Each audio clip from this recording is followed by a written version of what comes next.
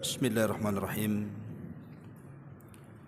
Assalamualaikum warahmatullahi wabarakatuh.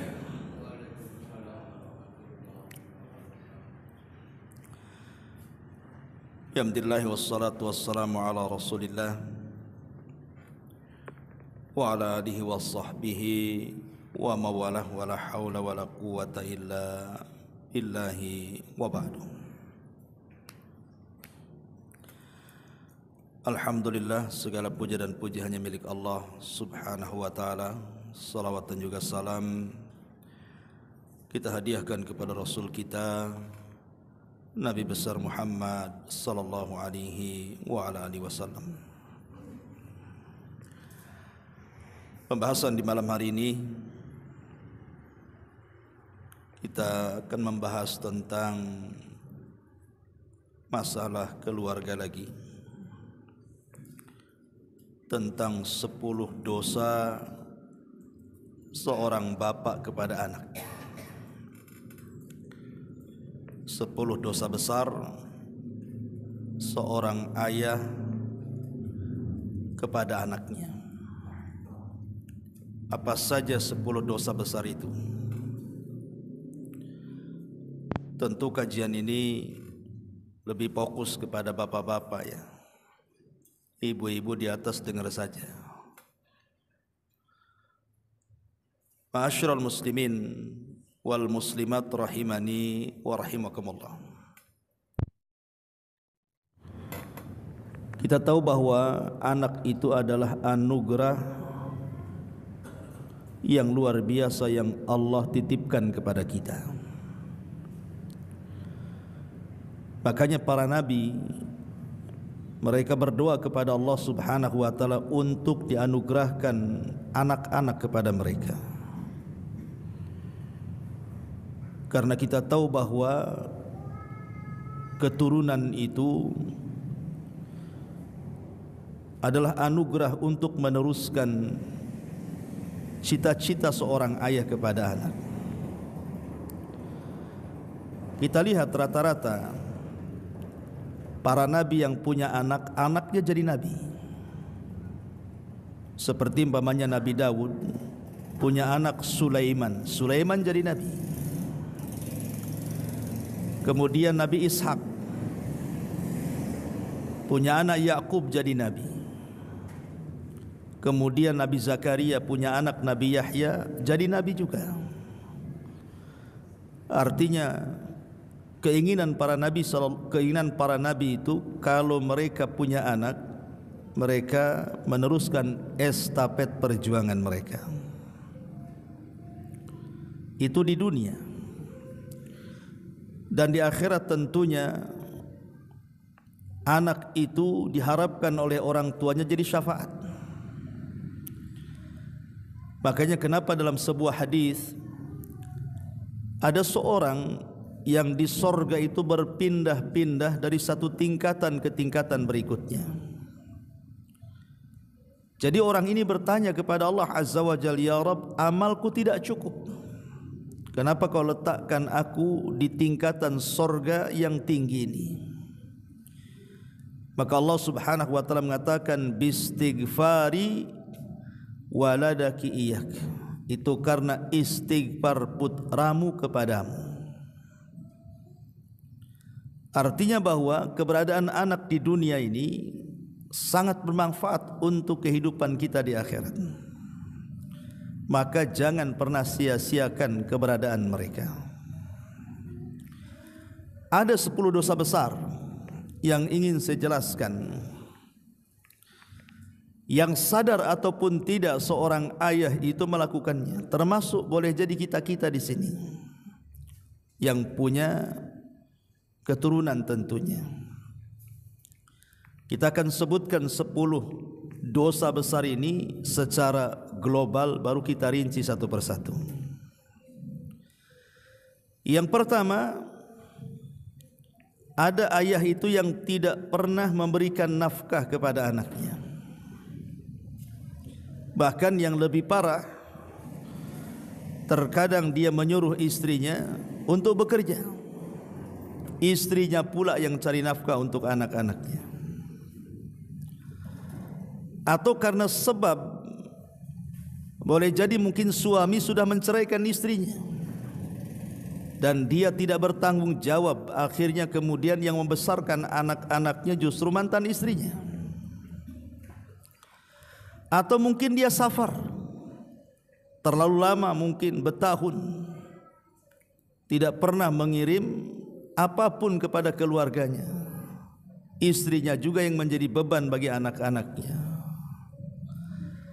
Atau mungkin karena menikah lagi, poligami, sibuk dengan istri kedua, lupa dengan anak-anaknya.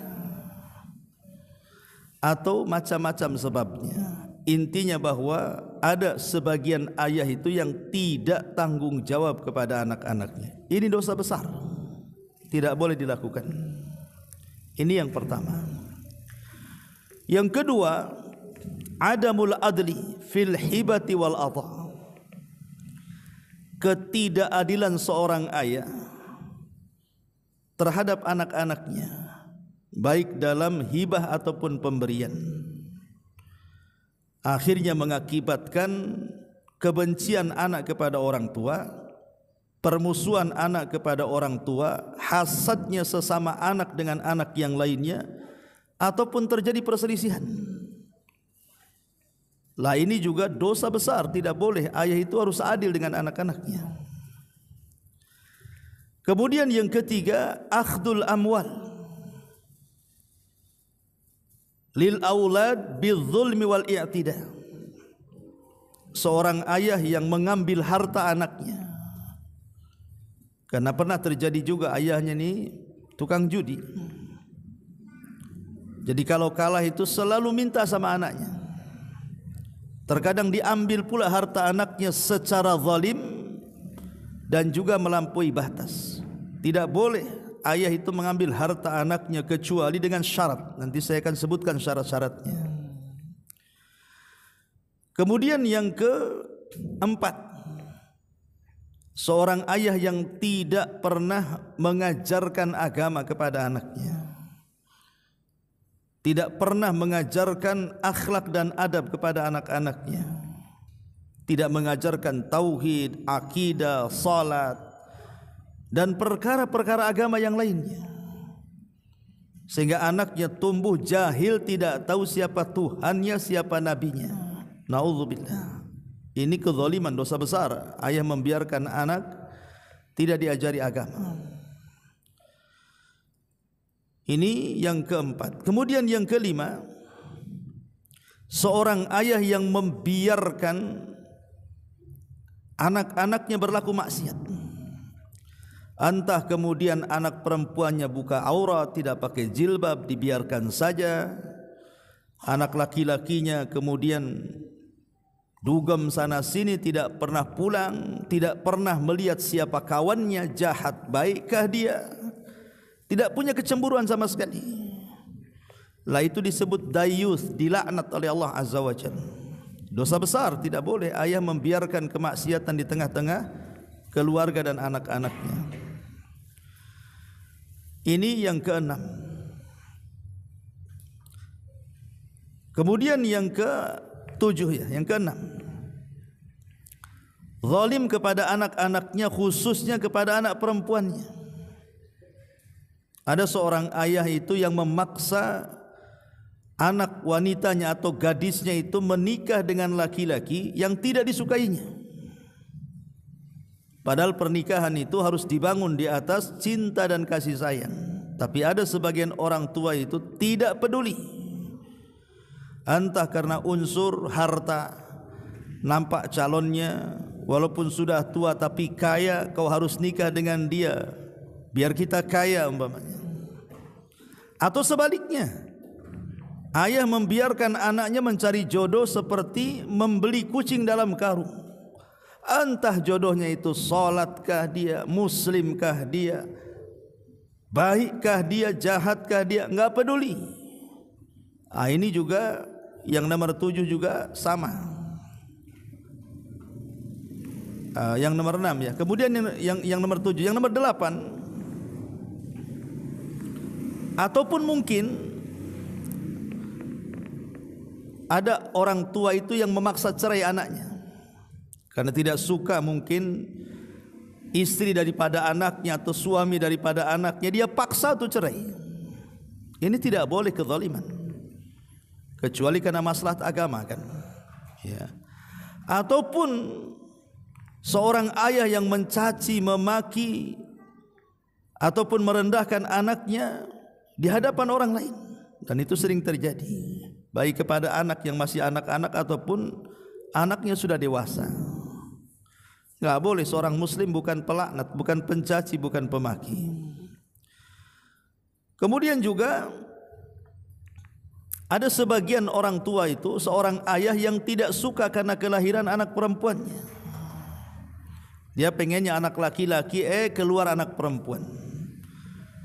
Kemudian dia hamili lagi istrinya, pengen punya anak laki-laki, punya anak perempuan lagi. Asih perempuan saja 12 orang. Akhirnya benci dia. Ini adat jahiliyah, perempuan laki-laki sama saja dalam Islam itu. Dan yang terakhir tentunya mendoakan laknat, mendoakan keburukan orang tua kepada anaknya. Inilah 10 dosa besar, tidak boleh dilakukan seorang ayah kepada anaknya. Baik, kita rinci satu-satu. Yang pertama, ada seorang ayah itu yang tidak bertanggung jawab. Nabi SAW mengatakan, khairukum li ahli wa ana khairun li ahli. Kata Nabi, sebaik-baik kalian adalah orang yang baik dengan keluarganya, dan aku sudah mencontohkan bagaimana aku baik saat bermuamalah dengan keluargaku, kata Nabi. Lah, salah satu kebaikan seorang ayah adalah memberikan nafkah. Itu kewajiban dia. Makanya Allah mengatakan dalam surah Al-Baqarah 233 itu, wa 'alal mauludi lahu rizquhunna wa kiswatuhunna bil ma'ruf. Dan kewajiban seorang ayah itu memberi makan dan pakaian kepada mereka keluarganya dengan cara yang baik. Dan nafkah wajib seorang ayah itu, satu, memberikan tempat tinggal. Jangan ditelantarkan keluarganya, termasuk anak-anaknya. Yang kedua, memberi makan dan minum. Itu tanggung jawab seorang ayah. Kemudian mencari obat kalau seandainya anak-anaknya sakit, bawa ke dokter, beli obat di apotek. Kemudian mendidik.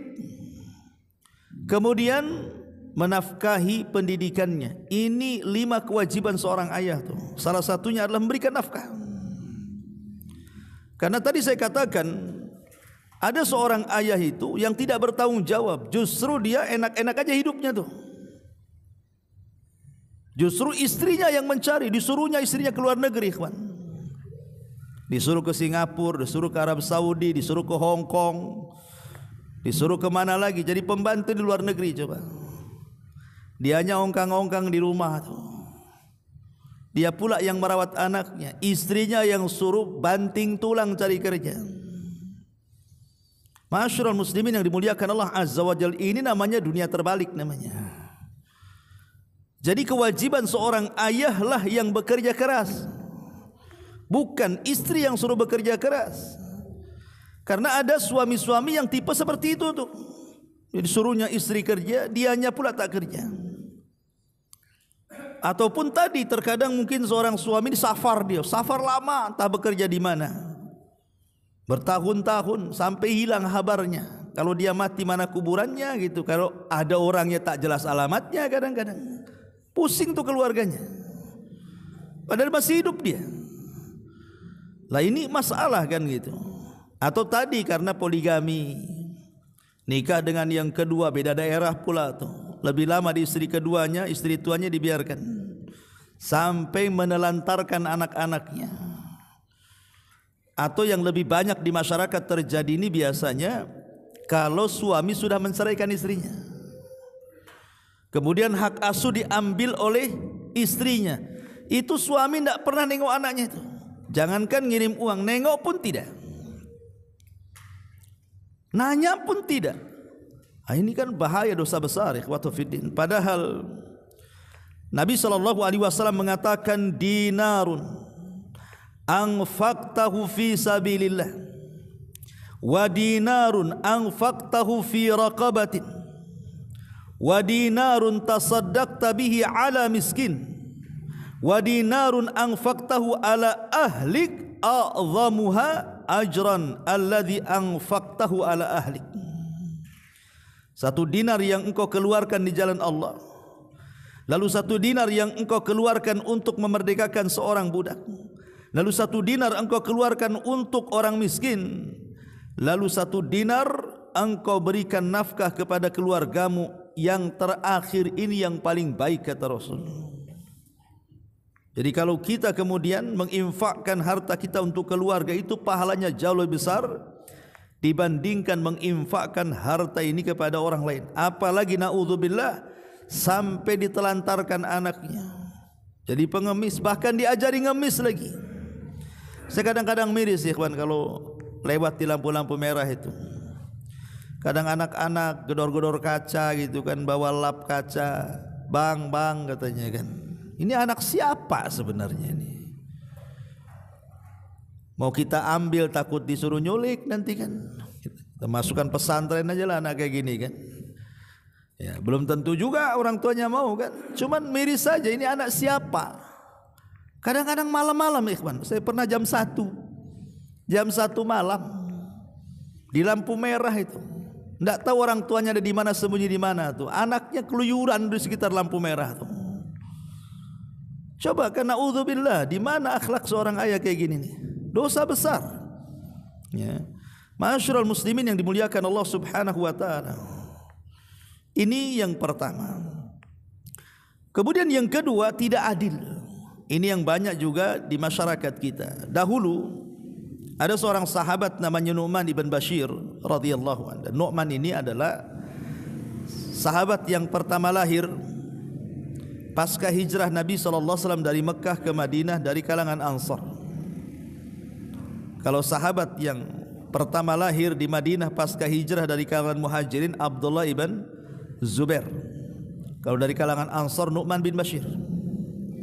Yang kalau antum belajar kitab Arba'in Nawawi, beliaulah yang meriwayatkan sebuah hadis yang masyhur, al-halalu bayyinun wal haramu bayyinun, yang halal jelas, yang haram jelas, yang tidak jelas itulah syubhat.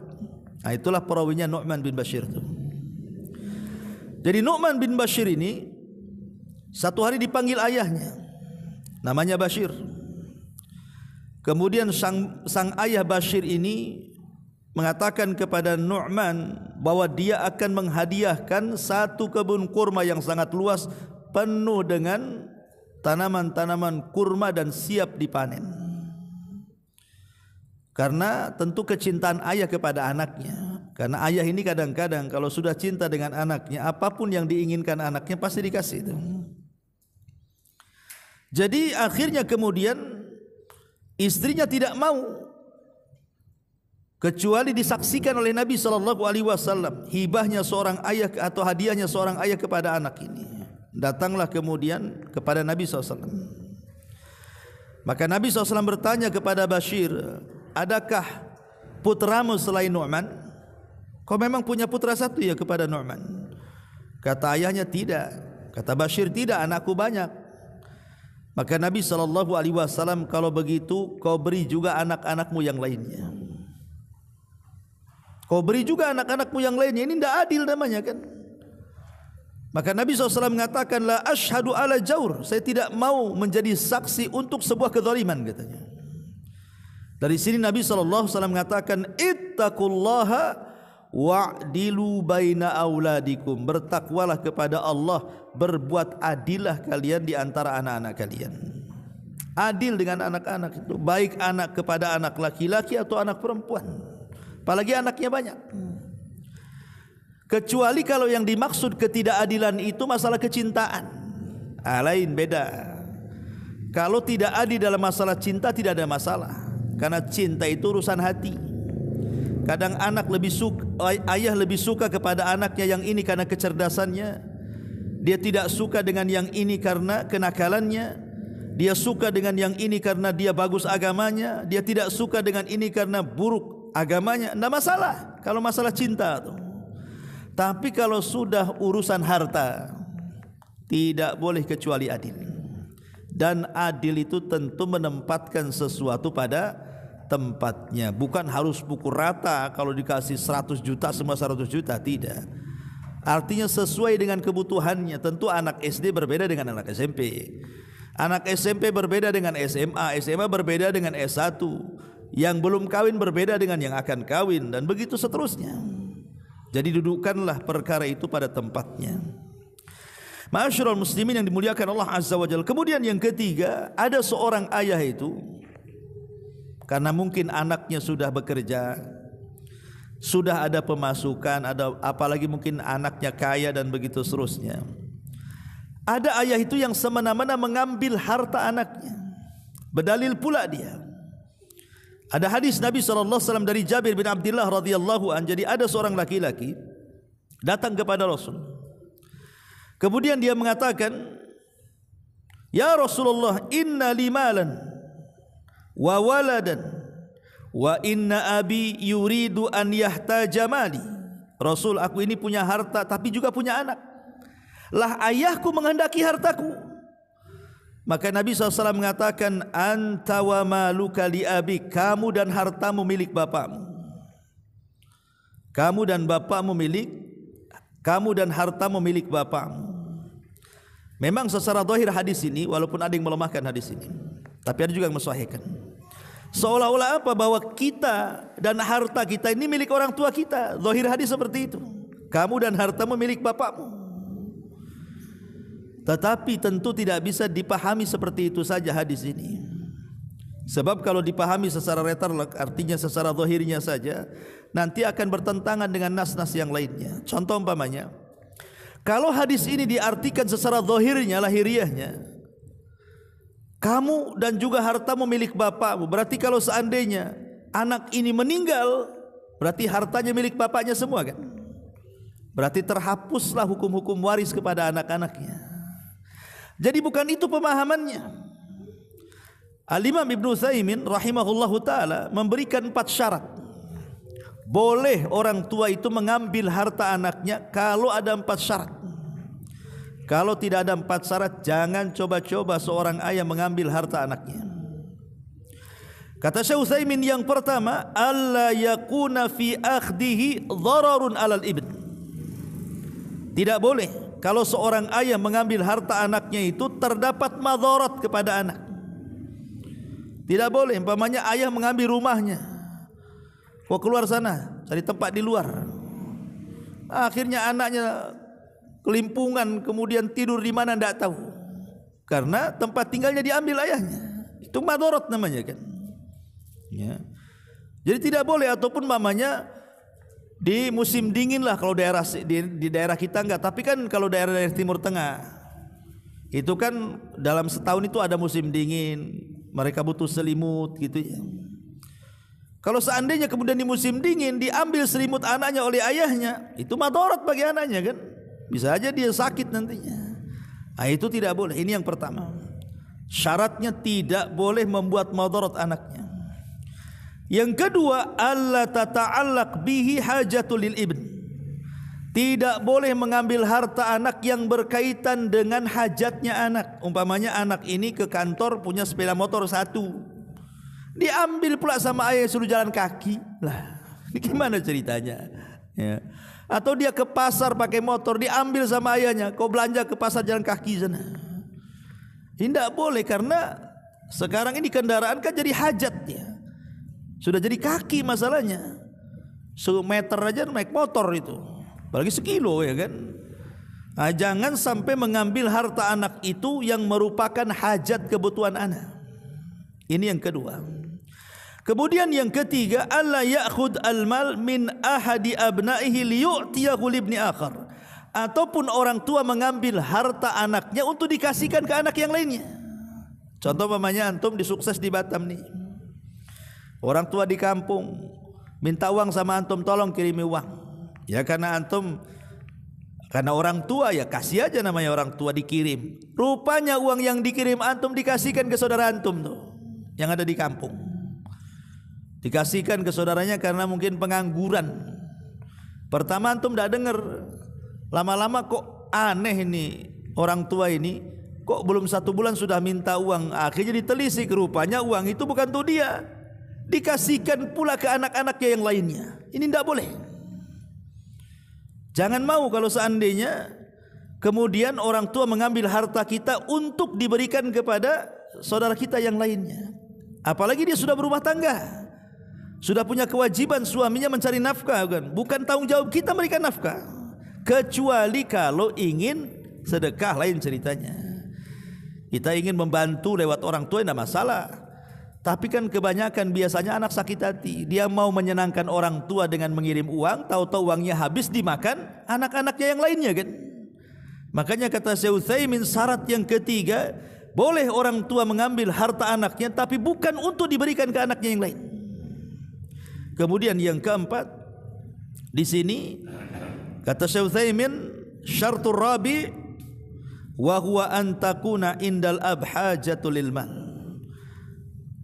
Boleh orang tua mengambil harta anaknya kalau dia ada kebutuhan mendesak, mungkin dia sakit pengen berobat, beras habis pengen makan, ini bayar kontrakan ntar lagi mau habis kan, itu nggak masalah kalau memang ada hajat kan gitu. Tapi kalau kemudian orang tua sampai zalim, sampai melampaui batas, apalagi untuk maksiat, kan banyak kisahnya, bapaknya judi, kalau kalah minta lagi uangnya sama anak, minta, ini nggak bisa, nggak boleh ya. Jadi ini kezaliman orang tua. Yang ketiga adalah mengambil harta anak dengan cara zalim dan melampaui batas. Ini yang ketiga, dosa besar ayah kepada anak. Kemudian yang keempat adalah tidak mengajari agama, tidak mengajari akhlak, tidak mengajari tauhid. Padahal Allah mengatakan dalam surah Tahrim ayat 6 itu, ya ayyuhalladzina amanu qu anfusakum wa ahlikum nara. Wahai orang-orang yang beriman, jagalah diri kalian dan keluarga kalian dari api neraka. Ali radhiyallahu anhu ketika memberikan catatan kepada itu, maksudnya apa? Menjaga keluarga dari api neraka itu artinya ajarkan mereka ilmu dan ajarkan mereka adab. Ajarkan mereka ilmu dan adab. Artinya ajarkan mereka tauhid, akidah, salat yang wajib-wajiblah. Ajarkan kepada mereka. Kalaupun orang tuanya jahil tidak bisa, hantar ke pengajian. Ya, tapi kan secara umum kita suruh anaknya ngaji nak, kan begitu. Salat nak, kan gitu. Ajarkan adab-adab keseharian, cara bicara, cara bicara, cara makan, cara berjalan dan begitu seterusnya. Ini kewajiban ayah nih, mendidik mereka. Kalau tidak, seandainya anak ini jahat karena tidak dididik, maka dosa anak akan ditanggung orang tuanya. Ingat kisah tentang seorang bapak yang melaporkan kejahatan anaknya di masa Amirul Mukminin Umar bin Khattab. Walaupun sebagian ulama melemahkan riwayat ini, tapi masyhur. Jadi ada orang tua ini punya anak durhaka sama ayahnya. Sampai karena ayahnya juga anaknya sudah dewasa, kemudian bapaknya pun sudah tua, kan takut juga sama anaknya kan. Durhakalah anak ini kepada ayahnya. Akhirnya oleh ayahnya dibawa ke persidangan, dilaporkan kepada Umar. Ketika itu menjadi khalifah Amirul Mukminin radhiyallahu an. Maka Umar pun kemudian mengatakan kepada ayahnya, ada apa kau ke persidangan ini? Maka ayahnya mengatakan, wahai Amirul Mukminin, hukumlah anakku karena dia sudah durhaka dengan aku, dia melakukan ini dirinci banyak-banyak. Hampir Umar terpengaruh karena kejahatan anak kepada ayahnya ini. Tetapi sebelum kemudian Umar mengetok hukumannya, tiba-tiba sang anak mengatakan, ya Amirul Mukminin, berikan kesempatan aku bicara. Kata Umar, silahkan bicaralah. Kemudian kata anak ini, wahai Amirul Mukminin, saya ingin tanya satu pertanyaan saja sebelum kau ketok tuh meja hukuman tuh. Apa itu? Apa kewajiban seorang ayah kepada anak? Maka Umar bin Khattab mengatakan 3. Pertama, mencarikan ibu terbaik. Kedua, mengajarkan mereka Quran. Ketiga, memberi nama anak itu dengan nama yang baik. Kata Umar bin Khattab, kewajiban seorang ayah mencarikan ibu terbaik, memberikan nama terbaik, dan mengajarkan Al-Quran. Kata anak ini, wahai Amirul Mukminin, tiga-tiganya nggak ada sama ayah saya, katanya. Pertama, mencarikan ibu yang baik. Tidak, aku ini anak seorang budak. Ayahku membeli budak Majusi di pasar, kemudian digauli, hamil, lahir aku. Yang kedua, dia memberi nama aku dengan nama yang buruk, nama binatang. Kemudian yang ketiga, satu huruf Quran pun dia tidak pernah mengajarkan aku, katanya. Wah, Umar langsung marah. Sidang ditutup, tak jadi, katanya. Kenapa? Sebelum anakmu durhaka kepadamu, engkau sudah lebih durhaka kepada anakmu, katanya. Ini kan seperti ini, ikhwan. Ya, harusnya kata Umar apa? Mencarikan ibu terbaik. Makanya kenapa dalam pranikah itu kan Nabi SAW mengatakan, nikahilah wanita itu karena 4 perkara. Karena cantiknya, karena nasabnya, karena hartanya, dan yang terakhir karena agamanya. Kata Rasul, fadfar biddatid din taribat yadak. Ambil yang baik agamanya, selamat kau dunia akhirat. Makanya dalam hadis yang lain, idza ja'akum man tardawna dinahu wa khuluquhu. Kalau datang laki-laki melamar putrimu, baik agamanya, mantap agamanya, baik pula akhlaknya, nikahkan dengan dia. Kalau tidak, hancur anakmu.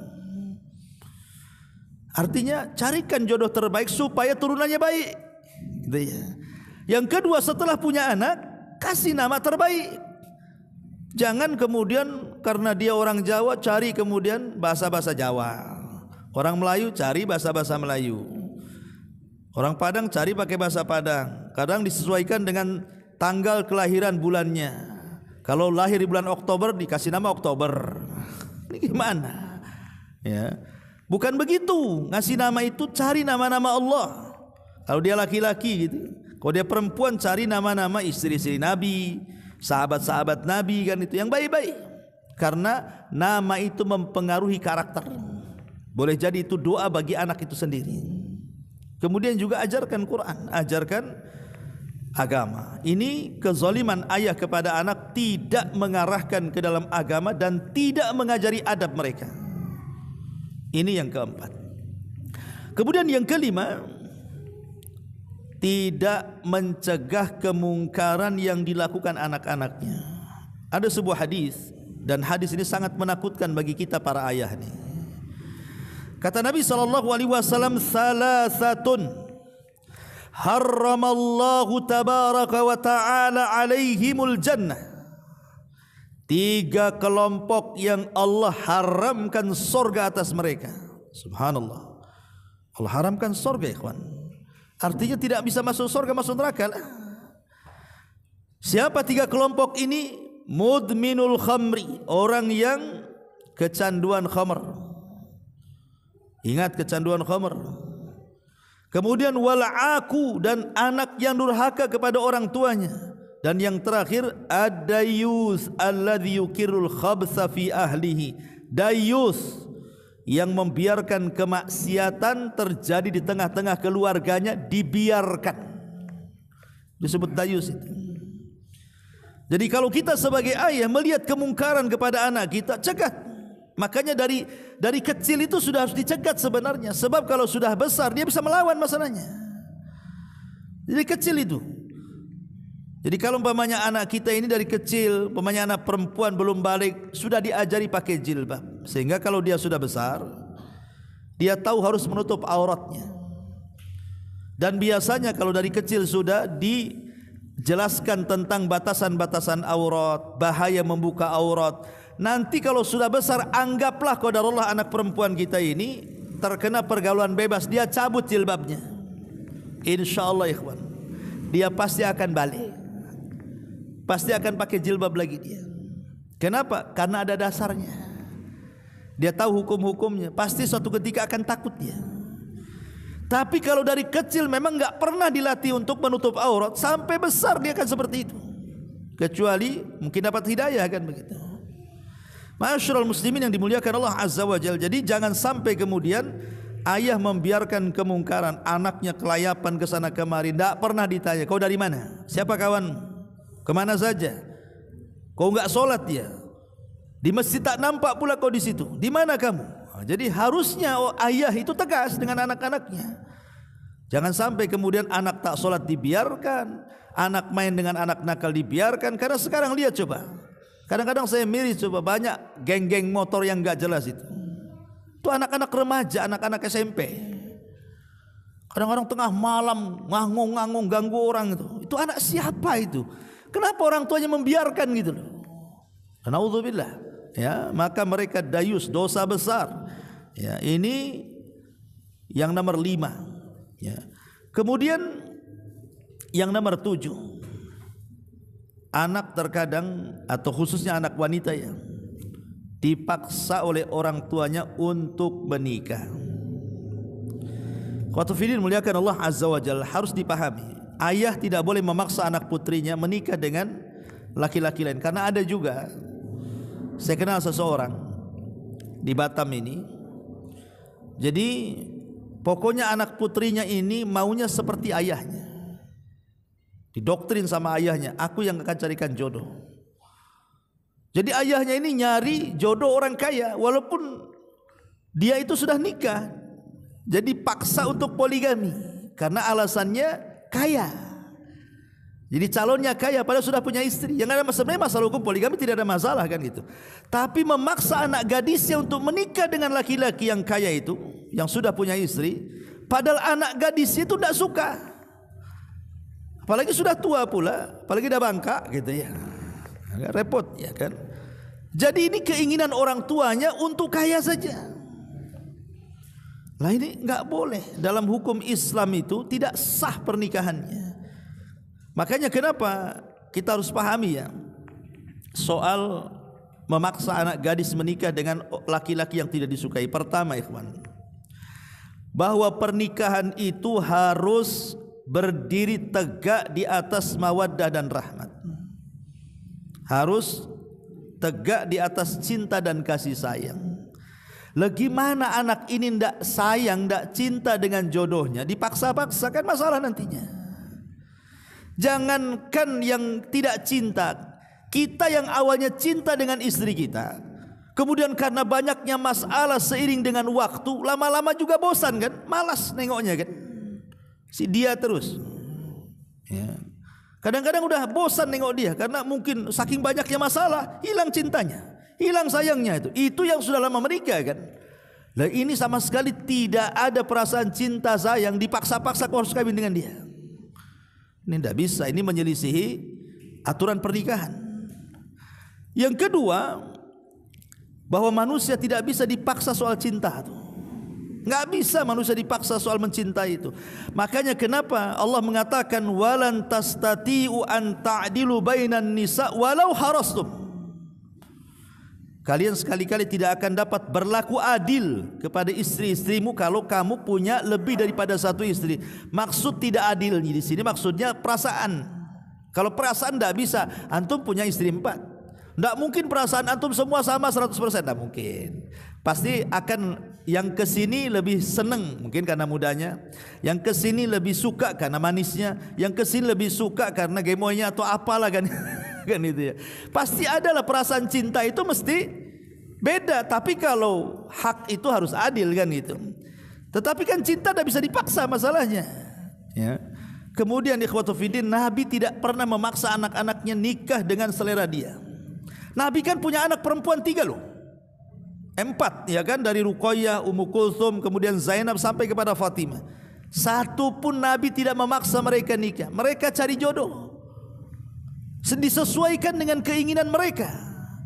Nah ini menunjukkan bahwa tidak boleh memaksa anak gadis kecuali karena kerelaannya. Makanya pentingnya anak gadis itu diajari agama. Kalau diajari agama, dia akan nurut sama orang tuanya. Terserah ayahlah mau nyarikan, yang penting samat hafal Qur'annya dengan saya, kan begitu. Sama juga dia manhaj dan akidahnya, dia nurut saja, dia mau. Tapi kalau anak itu jauh dari agama, dipaksa-paksa, apalagi zaman sekarang, Anak itu berontak ikhwatu fiddin. Apalagi umpamanya anak zaman sekarang dia sudah punya pacar sejak sekolah, ataupun punya pacar di TikTok, di Facebook, di apa gitu kan. Tahu-tahu orang tua ngomong kau kawin dengan dia, bunuh diri itu.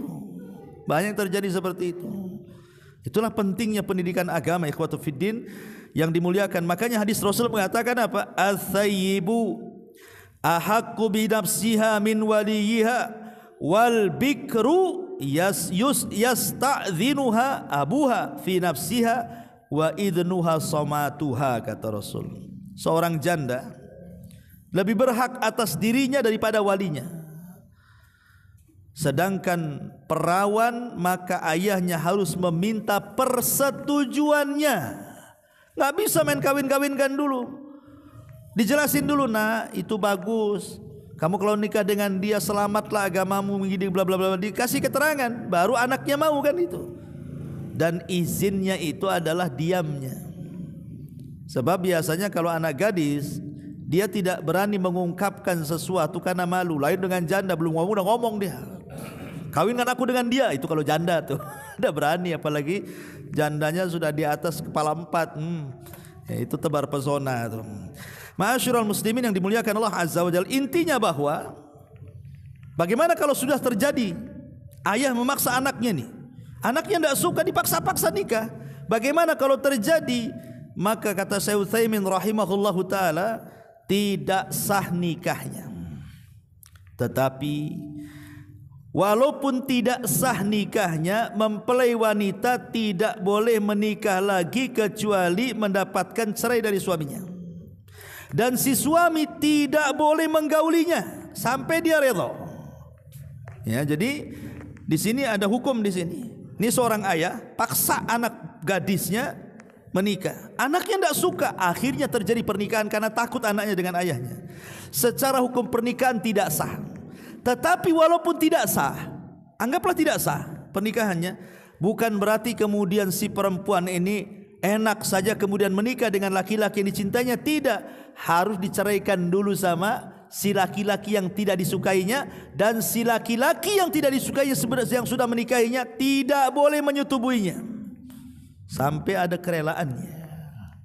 Nah, ini harus dipahami ya. Ini yang nomor 7, tidak boleh ayah memaksa orang tuanya untuk menikah. Kemudian yang nomor 8, terkadang ayah ini mencaci, memaki, merendahkan anak itu di depan manusia. Kadang anak-anak ya, masih anak-anak, kok ini bodoh katanya, di depan teman-temannya. Kok bodoh kau ini katanya.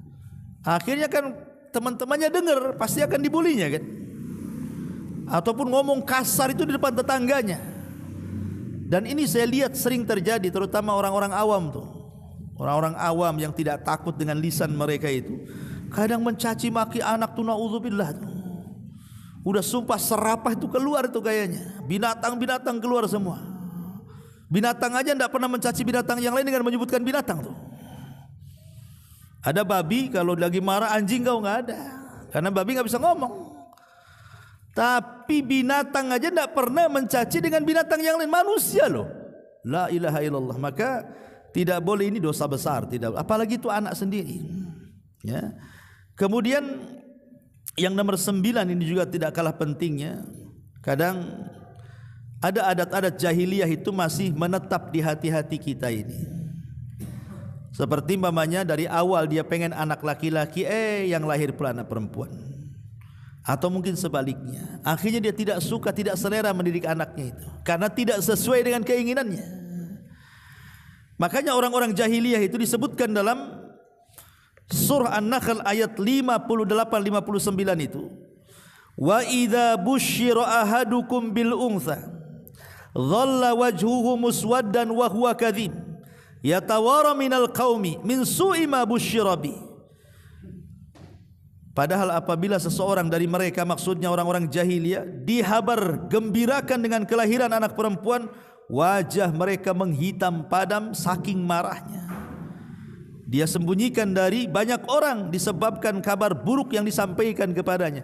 Jadi orang-orang jahiliyah itu kalau punya anak perempuan itu sudah kabar buruk tuh bagi ayahnya tuh.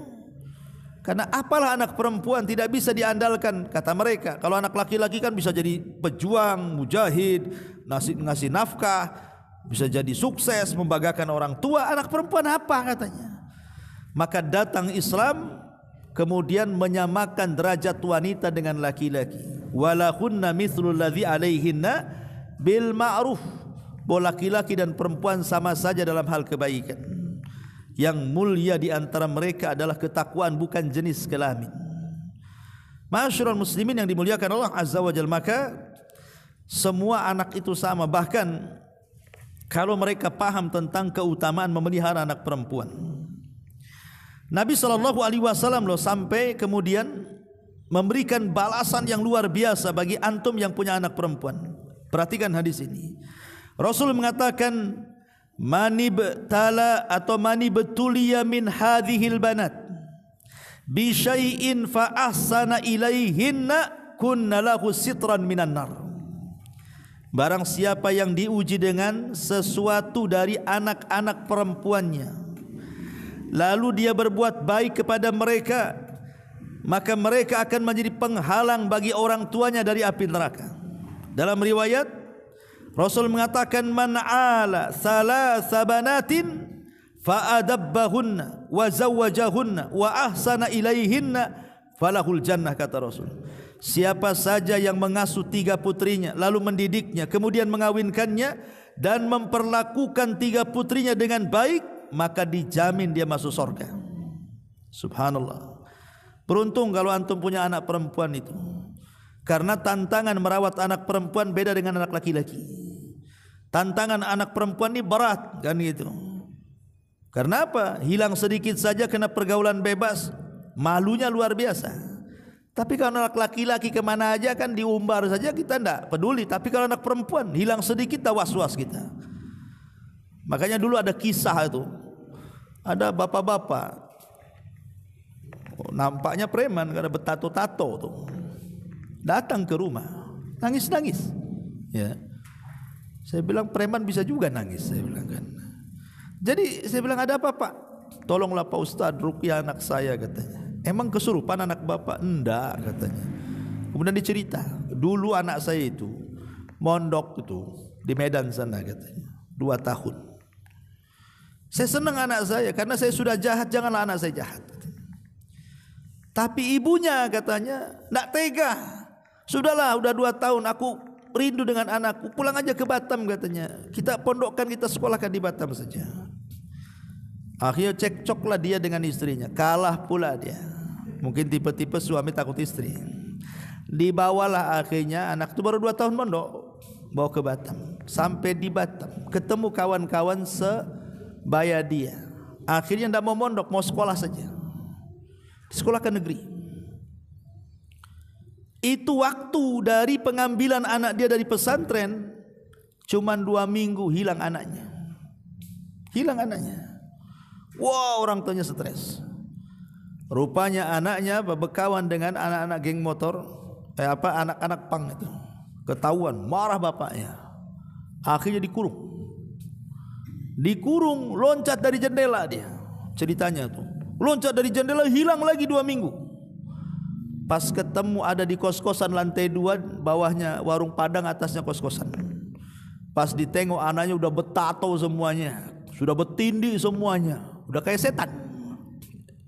Bayangkan coba, 2 tahun mondok bisa dirusak dengan 2 minggu tuh. Ini terjadi ini. Akhirnya udah ketahuan itu, minta bantuan. Sempat lapor polisi, anaknya hilang juga tuh.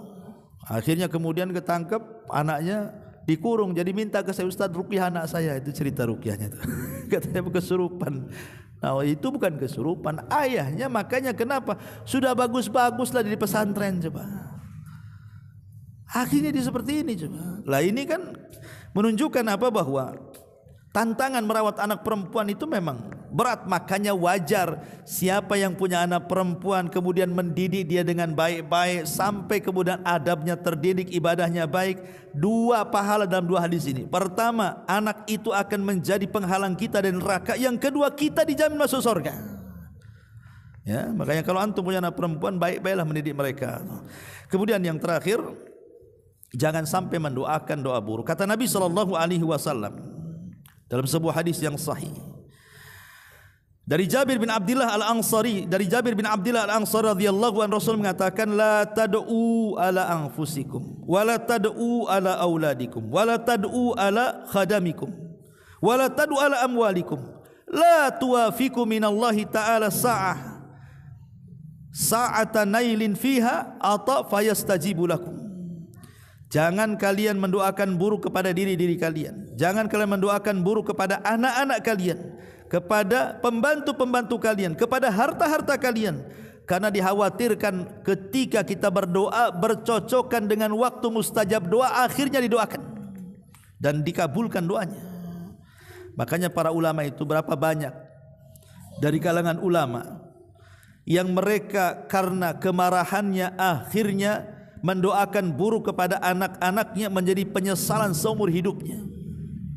Coba bayangkan kalau seandainya ada orang tua nih. Ada seorang saya bercerita, jadi anak ini masih kecil, masih remaja. Jadi saking nakalnya, anak-anak remaja kan biasa nakal ya kan, anak-anak remaja itu. Jadi saking nakalnya orang tuanya itu sampai berang, sampai mendoakan buruk. Nak katanya sama orang tuanya nih, kalau kau nakal seperti ini, semoga serongsong peluru menancaplah di kepalamu tuh. Nah, saking nakalnya dia ngomong begitu. Ya. Akhirnya doa ini lupa orang tuanya kalau pernah mengucapkan kalimat itu kepada anaknya. Anaknya itu tumbuh dewasa, akhirnya tumbuh dewasa, mulai sekolah SD, SMP, SMA, sampailah kuliah anaknya. Akhirnya setelah dia selesai kuliah, keterima pula lah di militer. Dia daftar kepolisian, masuk dia. Rupanya saat pelatihan itu, dia main-main sama kawannya dengan pelatuknya, dengan pistol itu, disangkanya nggak ada pelurunya. Jadi buat main-main di kepalanya itu, rupanya masih ada satu serongsong di pelurunya itu. Ditembakkan masuk ke kepalanya, mati akhirnya. Jadi orang tuanya itu menyesal seumur hidupnya. Kenapa bisa terjadi seperti itu? Jadi dia baru perasan kalau dulu waktu anak ini masih remaja, dia pernah mendoakan seperti itu. Rupanya dikabulkan doanya setelah dia dewasa. Makanya kenapa para ulama tadi mengatakan berapa banyak ulama yang menyesal, menangis seumur hidupnya gara-gara kemarahan, akhirnya terlontar kalimat doa buruk dan Allah kabulkan. Lah makanya kenapa jangan mendoakan keburukan kepada anak-anak. Dikhawatirkan tidak diijabah sekarang, tapi diijabah nanti. Yang boleh jadi kemudian setelah anak itu baik, kita sayang dengan dia, rupanya dikabulkan pula doa kita yang lalu-lalu itu. Maka dari sekarang tahan lisan, doakan saja kebaikan kepada mereka, mudah-mudahan menjadi sebuah kebaikan. Seperti contohnya kalau antum baca biografi Imam Sudes, Imam Mekah, kalau antum umrah ataupun haji kan makruf Imam Sudes, ya, Imam Masjidil Haram, sekarang jadi menteri. Itu dalam biografinya ibunya namanya Sudes, pernah juga anak-anak sama dengan kita, juga pernah remaja, pernah nakal juga. Tapi setiap dia nakal, ibunya selalu tafaul, tidak pernah mengeluarkan kata-kata jelek. Dia hanya mengatakan Sudes, mungkin bahasa kitanya kan, daripada kau nakal kau pergi sana ke haram, mudah-mudahan kau jadi imam di situ. Besoknya nakal lagi, itu lagi diucapkan ibunya, Sudes, kau pergi saja ke haram daripada kau nakal tuh, mudah-mudahan kau jadi imam di sana. Setiap nakal orang tuanya jengkel, itu yang diucapkan. Subhanallah. Siapa nyangka kemudian ucapan ibunya yang terulang-ulang bertahun-tahun itu menjadi sebuah kenyataan. Siapa yang tidak kenal Imam Sudes, imam yang ditunggu-tunggu kalau jadi imam di Masjidil Haram tuh. Nah, coba antum kayak gitu. Jadi kalau anak nakal, kamu nih nakal, sana ke Jabal Uhud sana, gantikan Abu Umairah di sana. Ya siapa tahu anak meninggal, dia pula yang jadi mudirnya di sana kan gitu. Nggak masalah. Ya, yang penting yang baik-baik saja. Yang ke Al-Fajri sana, mudah-mudahan jadi imam kau di sana. Nanti Pak Imam keluar, dia pula jadi imam. Intinya bahwa jangan kemudian latah dengan bahasa-bahasa kotor, akhirnya menjadi sebuah kenyataan. Lah inilah di antara 10 dosa besar seorang ayah kepada anaknya. Wallahu alam, mudah-mudahan ada manfaatnya. Subhanakallahumma bihamdika asyhadu an la ilaha illa anta astaghfiruka wa atubu ilaik. Allahu taala alam. Assalamualaikum warahmatullahi wabarakatuh.